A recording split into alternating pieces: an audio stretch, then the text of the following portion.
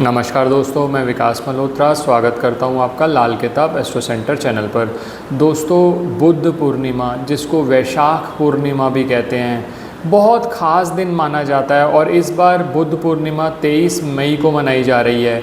बुद्ध पूर्णिमा एक अनूठा अवसर होता है। वैसे तो पूर्णिमा पर माँ लक्ष्मी को प्रसन्न करने के लिए बहुत सारे उपाय किए जाते हैं। बुद्ध पूर्णिमा का उपाय बहुत ख़ास है उन लोगों के लिए जो धन संबंधी समस्याओं से या मानसिक समस्याओं से जूझ रहे हैं। बुद्ध पूर्णिमा का दिन इसलिए भी ख़ास हो जाता है कि भगवान बुद्ध का इसी दिन जन्म हुआ था, इसी दिन उन्हें ज्ञान की प्राप्ति हुई और इसी दिन उनका महापरिनिर्वाण हुआ।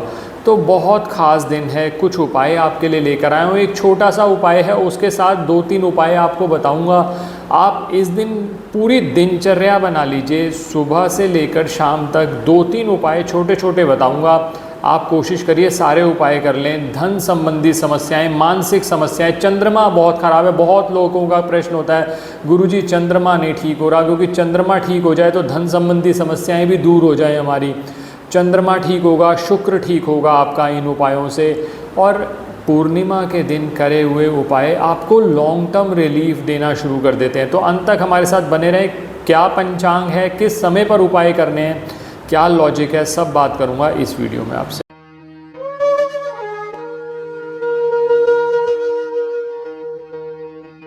सबसे पहले पंचांग की बात कर लेता हूँ। पूर्णिमा तिथि का प्रारंभ हो रहा है 22 मई को शाम 6:47 से। ये चलेगी 23 मई तक 7:22 तक। तो उदया तिथि के हिसाब से पूर्णिमा तिथि का पर्व जो मनाया जाएगा, जो उपाय हमने करने हैं वो 23 मई को करने हैं। पहली बात तो ये। अच्छा, पूर्णिमा तिथि पर इस बार 5-6 खास योग बन रहे हैं, जिसकी वजह से ये तिथि और महत्वपूर्ण हो जाती है, जिसमें शिव योग, सर्वार सिद्धि योग, गजलक्ष्मी राजयोग, गुरु आदित्य योग, शुक्र आदित्य योग। तो दोस्तों, कहने का तात्पर्य ये है कि ये दिन बहुत ख़ास है। वैसे भी भगवान बुद्ध को अगर आप पढ़ते हैं, भगवान बुद्ध वैज्ञानिक हैं समझ लीजिए, क्योंकि भगवान बुद्ध ने ये कहा कि परमात्मा की मानने की बात ही नहीं है, आप उस चीज़ को खुद डिस्कवर करो अपने अंदर। किस तरह से आप वो कर सकते हैं, किस तरह से ध्यान के माध्यम से आप खुद को जानकर उस परम तत्व की प्राप्ति कर सकते हैं, उस पर बात करी भगवान बुद्ध ने। तो इस दिन अगर आप उपाय करते हैं, मेडिटेशन करते हैं, मंत्र जाप करते हैं तो बहुत अच्छा है। कुछ उपाय मैं अपने तरीके से आपके साथ बात कर रहा हूँ। सबसे पहले शुरू से, क्योंकि मैंने कहा कि पूर्णिमा का दिन माँ लक्ष्मी की कृपा के लिए अनूठा माना जाता है। तो सबसे पहले सुबह के समय एक लोटा तैयार करिए। इसके अंदर आप स्टील का लोटा ले लीजिए, थोड़ा कच्चा दूध डालिए, पानी डालिए, चीनी डालिए या शहद डालिए या गुड़ या देसी खांड, जो आपके पास मीठा करने के लिए वो डाल लीजिए। और ये मिश्रण जो आपने बनाया है, ये ले जाकर किसी भी पीपल वृक्ष के नीचे आप ये डाल दीजिए और माँ लक्ष्मी का स्मरण करते हुए, माँ लक्ष्मी का कोई मंत्र मालूम है, लोग कहते हैं सर मंत्र हमें नहीं आते, तो एक छोटा सा बीज मंत्र श्रीम, माँ लक्ष्मी का ये बीज मंत्र माना जाता है। श्रीम का जाप करते हुए आप ये जल चढ़ाइए। साथ में केसर का तिलक लगाना ना भूलें। अपने माथे पे केसर का तिलक लगाइए इस उंगली का प्रयोग करके। पहला कार्य तो आपने ये कर लिया। दूसरा कार्य आपने ये करना है, आपको खीर बनानी है। खीर आप साबूदाने की भी बना सकते हैं या मखाने की भी बना सकते हैं। ये भी नहीं कर सकते तो चावल की खीर बना लीजिए। उसमें केसर और एक तुलसी का पत्ता जरूर डालिए। पहले भगवान को भोग लगाइए। माँ लक्ष्मी और नारायण का स्मरण करते हुए भगवान को, जो भी आपके घर में फ़ोटो है, मूर्ति है, आप भोग लगाइए। उसके बाद इसमें से इसके साथ पूड़ियाँ बना लीजिए। पूड़ियाँ बनाने के बाद 2 पूड़ी ले लीजिए। 2 पूड़ी के साथ उसमें से थोड़ी सी खीर जो आपने भोग लगाई है वो ले जाकर आप सबसे पहले ये किसी भी गाय को खिलाइए। अब बहुत सारे लोग ऐसा कहते हैं कि सर उस समय पर संभव नहीं है। कोई बात नहीं, आप ऐसा कर सकते हैं कि आप उसको अलग निकाल के रख दीजिए। 2 पूड़ियाँ मिनिमम है, ज़्यादा निकालना चाहें ज़्यादा निकाल लीजिए, कोई प्रॉब्लम नहीं है। मैं अपनी 2 पूड़ियाँ अपनी कैलकुलेशन के हिसाब से बता रहा हूँ, ये मिनिमम है। 2 पूड़ियाँ और खीर निकाल लीजिए गाय के लिए, चाहे हो तो दोपहर को लगा देना भोग, शाम को लगा देना, जिस समय पर उपलब्ध हो। अब लोग पूछेंगे ऑल्टरनेटिव, कोई ऑल्टरनेटिव नहीं है। जो आज उपाय बता रहा हूँ इनका कोई ऑल्टरनेटिव नहीं है। आप ये जरूर कर सकते हो, कोई एक आधा आपका छूट गया, आप बाकी उपाय कर लो, क्योंकि इन उपायों में ऑल्टरनेटिव की कोई संभावना नहीं है। होती मैं पहले ही आपको बता देता।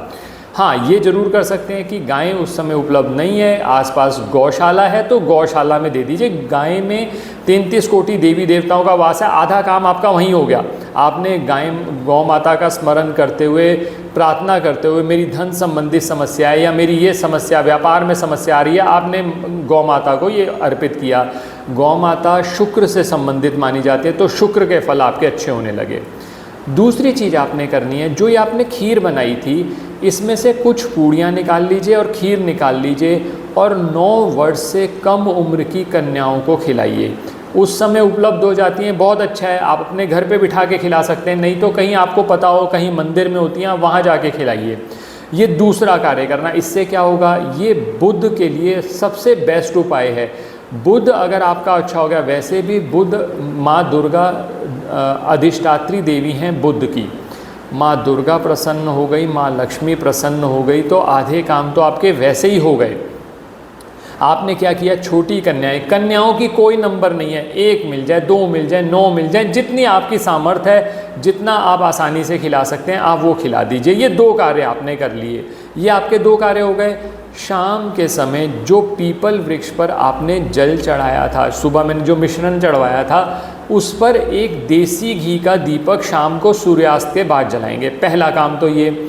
और दूसरी चीज़ आपने करनी है, क्योंकि पूर्णिमा पर अगर आपको आँखों से संबंधित समस्याएं हैं, आपको मानसिक समस्याएं हैं, तो चंद्रमा पर त्राटक भी किया जाता है और चंद्र को अर्घ भी दिया जाता है। चंद्र को अर्घ देने से 2 फायदे होते हैं।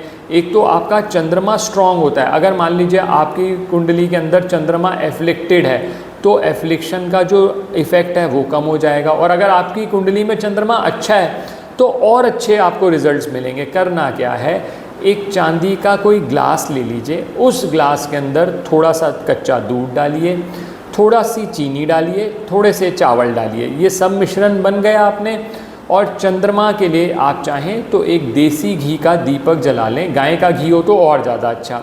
और चंद्रमा की तरफ देखते हुए अर्घ दीजिए। अर्घ देने के साथ साथ एक छोटा सा मंत्र है। वैसे तो आप ओम चंद्रमसे नमः, ये छोटा मंत्र है, ओम चंद्रमसे नमः, ये आप मंत्र कह सकते हैं। आप बहुत सारे लोग कहते हैं कि हम असमर्थ हैं मंत्र बोलने में, तो ओम नमः शिवाय मंत्र का जाप कर सकते हैं। और जो अच्छे से कर सकते हैं, मैं एक तांत्रिक मंत्र बता रहा हूँ, ओम श्राम श्रीम श्रौम सह चंद्रमसे नमः। डिस्क्रिप्शन में हमारी टीम डाल देगी ताकि आपको किसी भी तरह की दिक्कत ना हो। ये मंत्र कम से कम 9 बार जाप करते हुए चंद्रमा को अर्घ दे दीजिए। आप देखेंगे जो ये आपको मानसिक समस्याएं आ रही थी, जो आपका स्वास्थ्य बार बार गिर रहा था, क्योंकि बहुत सी समस्याएं जो आज लोगों को आ रही हैं वो चंद्रमा की कमी की वजह से। चंद्र और बुध का कॉम्बिनेशन है, राहु खराब है, विचार उल्टे सीधे, हर जगह कोशिश करते हैं वो कि दूसरों के साथ कहीं ना कहीं छल कर लें, जल्दी से शॉर्टकट मार लें। ऐसे जो भी आपको परेशानियां आ रही हैं, सबसे निजात मिलेगी। तो ये आप उपाय करिए, आपको लाभ ज़रूर मिलेगा। एक बार भगवान बुद्ध का स्मरण ज़रूर करिएगा, चाहे आप मानते हैं या नहीं मानते, क्योंकि बुद्ध पूर्णिमा का दिन बहुत ख़ास माना जाता है। बौद्ध धर्म में तो उनके लिए बहुत ख़ास दिन है बुद्ध पूर्णिमा का। और जो लोग मेडिटेशन करते हैं उनको तो ये पता ही है कि कितना ज़्यादा महत्वपूर्ण है बुद्ध का इस समय इस दिन पर ध्यान करना, ताकि हमारी कहीं ना कहीं ज्योति उस परम तत्व के साथ आसानी से जुड़ जाए। तो दोस्तों, आपको बुद्ध पूर्णिमा की बहुत बहुत शुभकामनाएं। उपाय ज़रूर करिएगा, कोशिश करिएगा जितना ज़्यादा से ज़्यादा कर सकें। मैं छोटे कुछ और वीडियोस लेकर आऊँगा जो अलग अलग पर्पज़ के लिए आप कर सकते हैं। अपनी तरफ से कोशिश करूँगा 1-2 उपाय तो आपके हाथ से हो ही जाएं। और जब ये उपाय हो जाएंगे, क्योंकि अमृत का सेवन आपने चाहे ज़बरदस्ती किया, चाहे आपने अपनी मर्ज़ी से किया है, आपको अमरता तो मिलनी है। उपाय होने के बाद फ़ायदा 100% होना ही होना है। जब आपने उपाय कर लिया, आपको फ़ायदा होगा ही होगा। अपने मन को इतना स्ट्रॉन्ग करिए। और इसीलिए कह रहा हूँ, जो ये हमारे पास आ जाते हैं बहुत सारे लोग, ये नहीं होगा तो क्या होगा, ये नहीं होगा तो क्या होगा, ऐसे नहीं हुआ तो क्या होगा, अगर इस तरह से सोचेंगे तो आप तो फिर घर के बाहर भी नहीं निकल पाएंगे। आप कहेंगे मैं मर गया, ऊपर से कुछ गिर गया, ऐसे हो गया, वैसे हो गया। तो ऐसे लोगों के चंद्रमा पूरी तरह से डैमेज्ड होते हैं। वो कहीं ना कहीं सोच सोच के घुलते रहते हैं, निकलता हल कुछ नहीं है, ज्योतिष बदलते रहेंगे।